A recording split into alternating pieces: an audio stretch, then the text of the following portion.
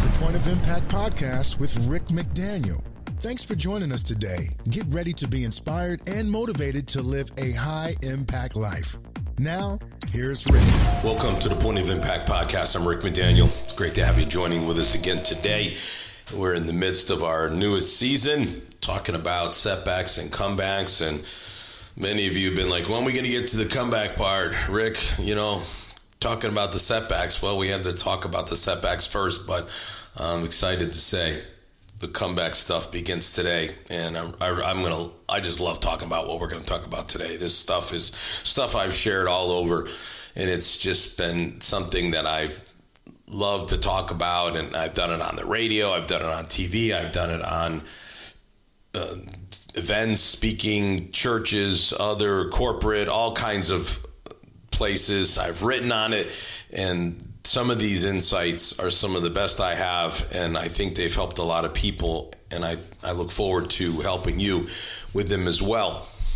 I do want to talk about a few things before we jump in today. One thing that just kind of really jumped out at me was I've been hearing lately from folks about my book, This Is Living, and maybe there was, maybe a lull. I just didn't hear that much. Maybe I heard a lot in the beginning and went to number one on Amazon and all that. And then, there's always going to be those cycles. But lately, it just seems like folks are reaching out and just saying how much they enjoy it and how it's different than maybe other devotional books they've read, how encouraging it is, how inspiring, and how much they enjoy having that boost to each day. And I just want to encourage you to pick up a copy. This is Living Daily Inspiration. It's a daily inspiration book. There's 100 daily devotions or readings or meditations, whatever you want to call them, that you can ideally start your day with, but you could read it, at lunchtime, you could read it at night, you could do it whenever. But it's really, really something that I'm committed to inspiring people, encouraging people. And this is a marvelous way to do it because we have an opportunity to just probably takes you 3 minutes to read. There's always a great story and scripture verse, and then just really looking to inspire and encourage and motivate. So Amazon's the easiest way to get it. You can get it ebook, but it comes a beautiful hardback copy. It's really nice. It's got color print on the inside. It's a beautiful, beautiful book to have, really. And then you just have it with you each day. So go to Amazon. This is Living Daily Inspiration to Live Your Faith. Rick McDaniel. Pick up a copy. I mentioned last week how I'm doing these weekly videos, and that I started that over our break between seasons. And just want to remind you again today that every Monday you can see them. Go on Twitter, it's at Rick McDaniel. Instagram, it's Rick McDaniel _official. On Facebook, it's Rick McDaniel HIL, which is High Impact Living, which is the organization that I run. So you can get it in all kinds of formats. You can even get it on LinkedIn. I post it on LinkedIn as well. So wherever, but it's just 2 minutes, and it's just me, again, similar kind of content, sharing a little bit of a story and some motivational words to start off your week. And I've been doing this now for about 4 months, and I just like doing it, and I'm hoping that just got some new equipment ordered, as a matter of fact, and just looking forward to continuing to share the motivation and inspiration and a positive message that can help you in so many different ways. I'm in the midst of a very busy month. October is one of my busiest months to date. Just all kinds of different things that I'm involved in, and I'm enjoying every minute of it. And I enjoy as well sharing on this podcast, especially content and material like we're going to talk about today, comebacks and setbacks. And today we're going to begin with this idea of steps to comeback. Steps to a comeback. Setbacks don't define you. Everyone has setbacks. You're not a failure because you have setbacks. It's just the reality. And here's what else you need to know. A comeback is absolutely possible. Don't believe for a moment it's impossible. I love these words from Hudson Taylor. He said, first it's impossible, then it's difficult, then it's done. And there you go. First it's impossible, then it's difficult, then it's done. Jesus said what's impossible with man's possible with God. I mean, there's nothing that stands in the way of your comeback. Cutlass, in their song, they say impossible's not a word, it's just a reason not to try. If you're willing to try, you can have a comeback. Whatever the setback has been, I'm here to tell you there's a marvelous comeback in your life ahead for you. A great comeback. Things may look grim, the situation may be tough, but it's amazing how you can be launched from a setback into a comeback. And I have personally witnessed so many comeback stories, people coming back from miscarriages, from the premature birth of a baby, from loss of a job, severe financial problems, health issues that seemed like there was no way out, divorce, and on and it goes. If you believe that you can have a comeback, you can have a comeback. I'm telling you that right now. I believe you can. I've seen it happen time and time again. There's no reason whatsoever that you shouldn't be able to have a comeback if you follow these principles that we're going to talk about in this episode, and the ones we already talked about in the setbacks, because you want to learn from them and you want to get the lesson, and so you don't repeat it and you avoid future setbacks, and that is super important. And some of the information in the setback is going to be part of what allows you to be able to move into a comeback. But today, now we're shifting into talking specifically about the steps that you need to take to have a comeback. Before we do, though, I do want to say a couple things more, and I promise this will be it, but just a couple reflection on setbacks. This is really kind of just personal, but it may help some of you. The more I've lived life, there's two things that I think about setbacks. The first is that when I was younger, setbacks really upset me more than they do now. In fact, the younger I was, the more setbacks bothered me, and the older I become, the less they bother me. Now, maybe it's because I've seen God do so many great comebacks, and I'm just excited about watching those comebacks, and I just have great faith and belief in them. But the second thought is that the less successful I was, the more setbacks bothered me. The more success I've had, the less setbacks bother me. I think the more success you have, the more you understand that there's much more success for you out there. But the less success you have, especially when you're, just maybe starting out and trying to break through in your career or business or whatever it is, it bothers you a lot more. Some of the setbacks I had earlier in my life, my career, they were upsetting to me, some very upsetting. But I do think that the more that you kind of live life, the more that you are able to put these things in perspective. I also love this scripture in 1 Corinthians 2:9. It says, what God has planned for people who love him is more than eyes have seen or heard. It's never even entered our minds. And that's really something. It's more than eyes have seen or ears have heard, and it's never even entered our mind. Wow, that's really something to just meditate on, to just ponder that, God's got such a marvelous plan for your life. Setbacks are not going to stop it. And it's greater than anything you can even conceive. And that's amazing, because then I can dream up some pretty good stuff. And the Bible says God's got something even better and greater. And certainly a marvelous comeback is absolutely, positively part of what it is that can take place and happen in your life. So just, be encouraged by that, and just get some perspective. We spent, several episodes talking about it, and you dissect it, and then, like I said, learn a lesson, and then bury the rest. There's no reason to rehash all of it. Just learn what you can from it, and then you move on. And if there's people that want to keep reminding you about it, then those people may have to become more scarce in your life. All right, steps to a comeback. This first one is huge, and I feel like I've talked so much about this on radio interviews, because as soon as I say it, people are like, what? So here it is. Drop setback mentality. Setback mentality.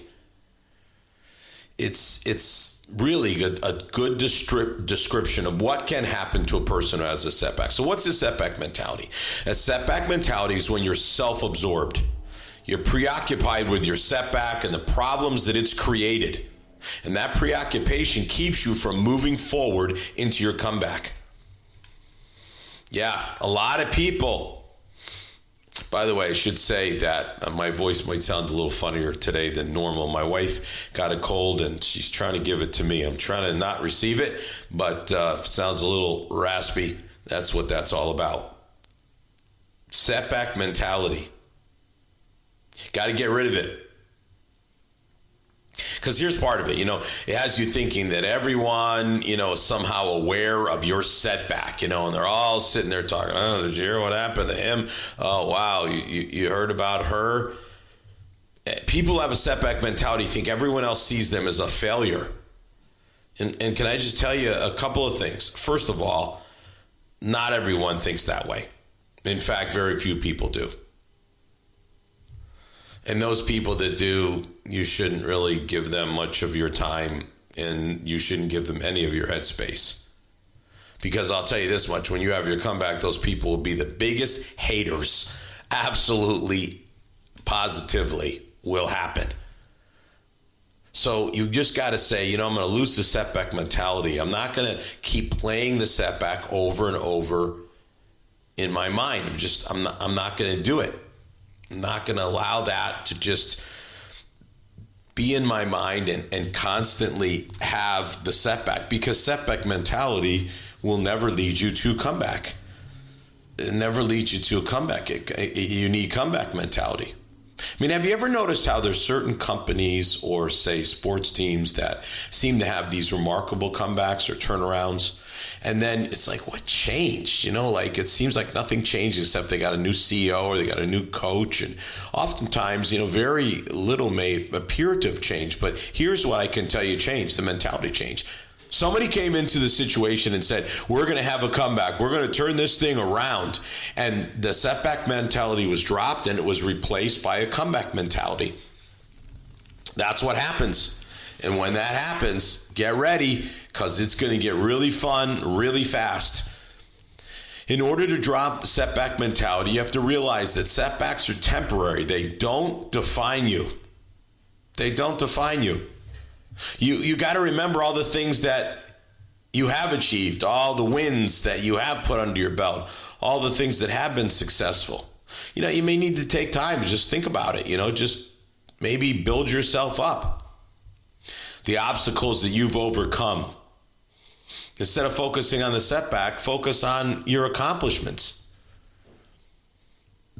I've always in my office had stuff in my office that, and one of my mentors was the one who really encouraged me to do this, always have stuff that just would motivate me and encourage me. I've always had something. Now I have this great painting that comes from the Abraham Lincoln Museum and Library in Springfield, Illinois. There's a giant mural of it, and this is a reproduction of a smaller version, because Lincoln was just such an incredible leader and such a positive force for good, and he overcame so many setbacks. The amount of setbacks he had in his life are just incredible, just in every way, personally, professionally, losing all these elections and having his fiancée die, losing children. I mean, he just kept coming back. And in my opinion, he's the greatest president this country's ever had, and led us out of the worst time in our entire history.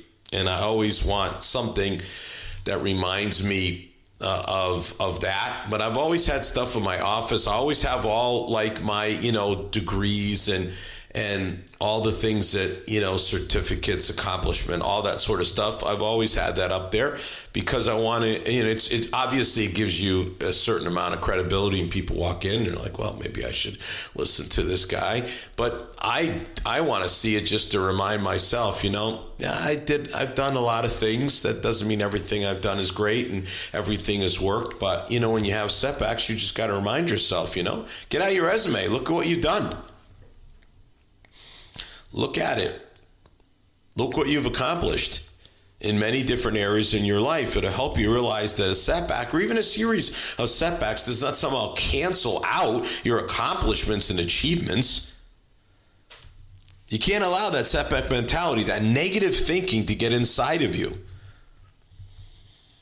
and keep you from taking the steps that you need to take for your comeback. And that's what setbacks can do. It can turn you negative. And you don't want to turn negative. You want to be able to stay positive. You want to believe the best is yet to come. You just need to just really say, I'm not going to keep thinking about the setback. I'm not going to keep replaying it over in my mind. I'm not going to keep reminding myself of my failures or my shortcomings or whatever. I'm not going to do that. I'm going to shift to a comeback mentality. I'm going to believe that I can get out of this setback and into a comeback. I'm going to take away the negativity and I'm going to replace it with the positivity. I'm going to replace my skepticism with optimism. That's what you have to do. That is step numero 1. You've got to be able to do that. Drop that setback mentality. And if you're not sure if you have it, ask somebody close to you. And if they tell you that you do, then you do. Like they've been listening to you. They've been watching you.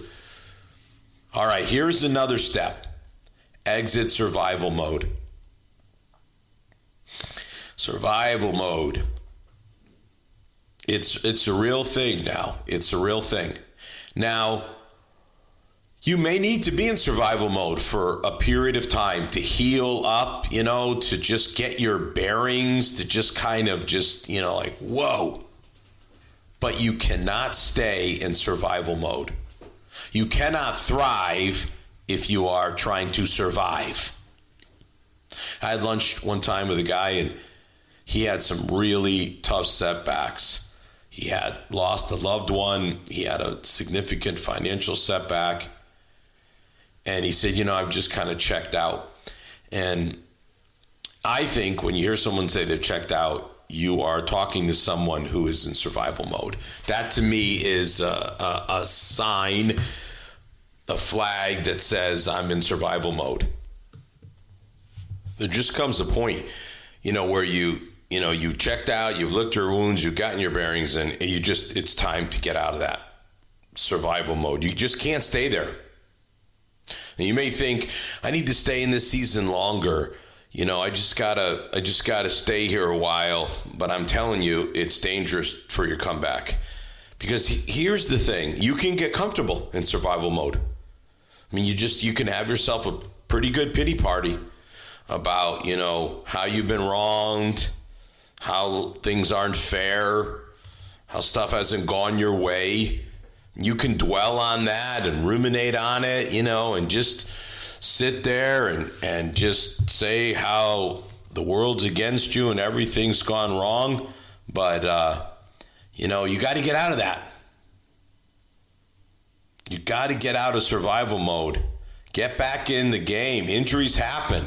You know what? When they do, you heal up, you get your PT, and you get on the field again.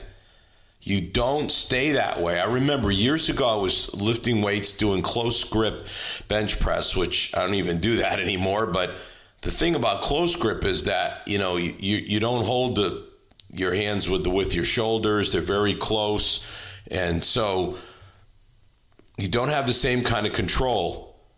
You obviously can't lift as much weight.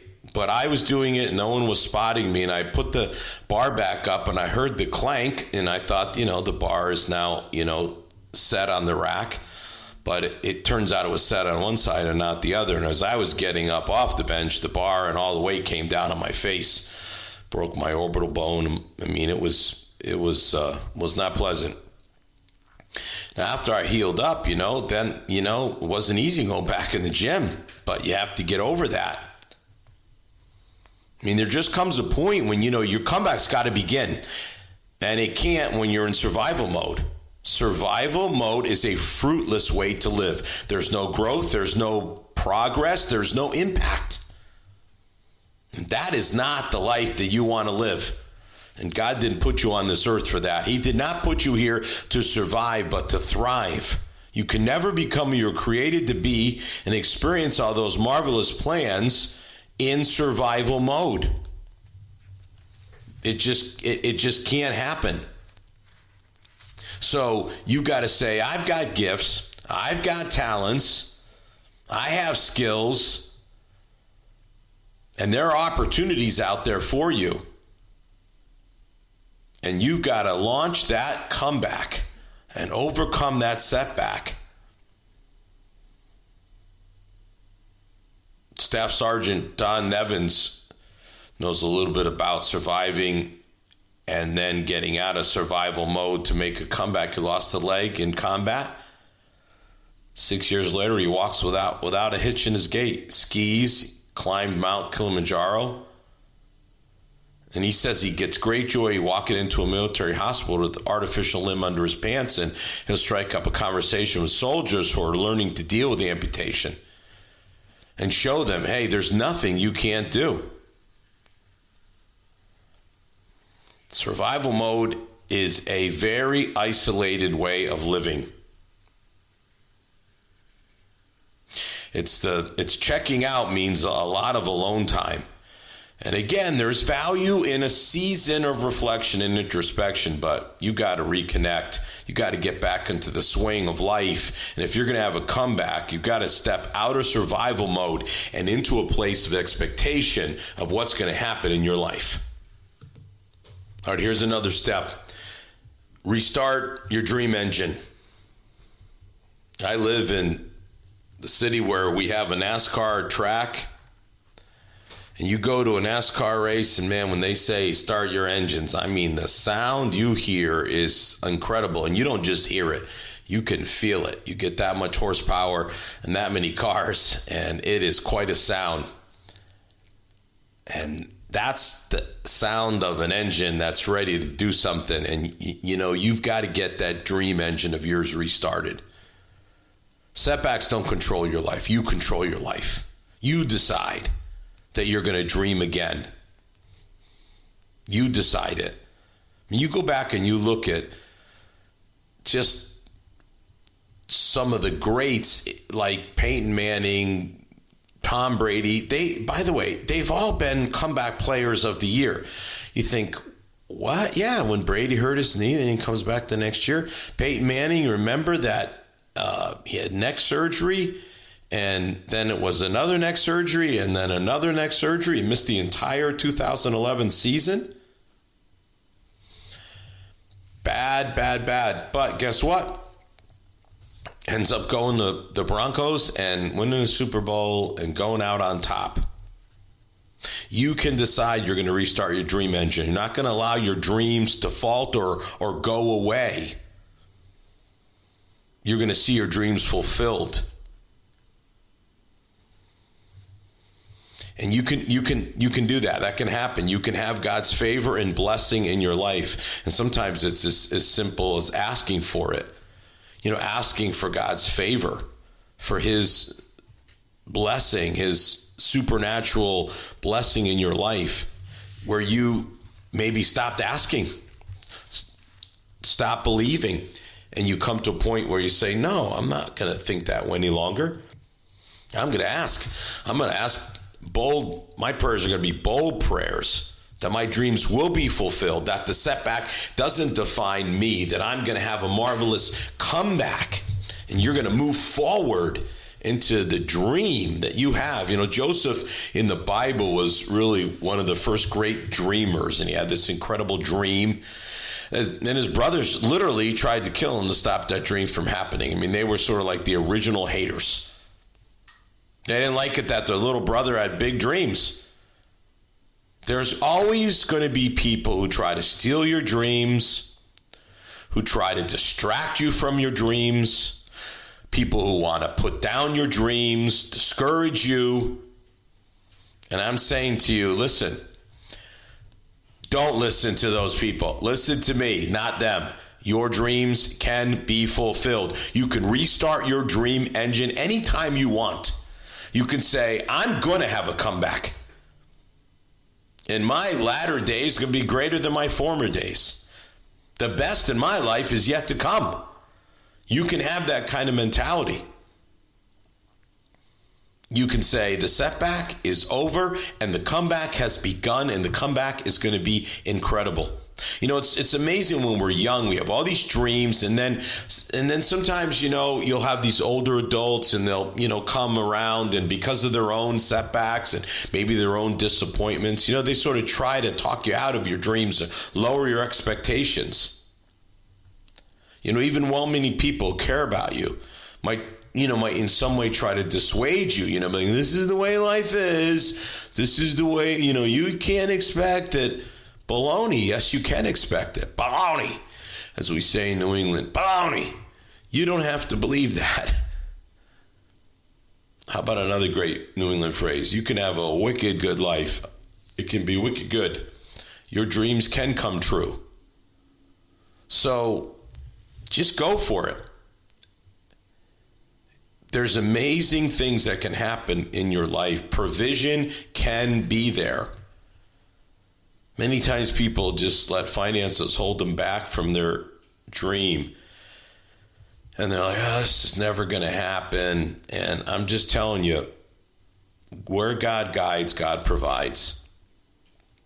If you have a dream and you believe that it's what God has for you and that's a plan for your life, then move in that direction. I always like to break down the word provision into provision. God is provision. He is pro the vision you have for your life, the dream that you have. Here's the predominant question for you right now. What's next? Not what's happened, what's next? What does your comeback look like to you? That mindset, what's next? Maybe it's launching a new project. Maybe it's trying a new approach. Maybe it's a specific action that you take towards your dream. You've had setbacks. You've learned from them. You're ready for a comeback. Now it's time to start taking the steps. You have the information, at least some of it. Got more great information for you in the weeks to come, but you got enough right now.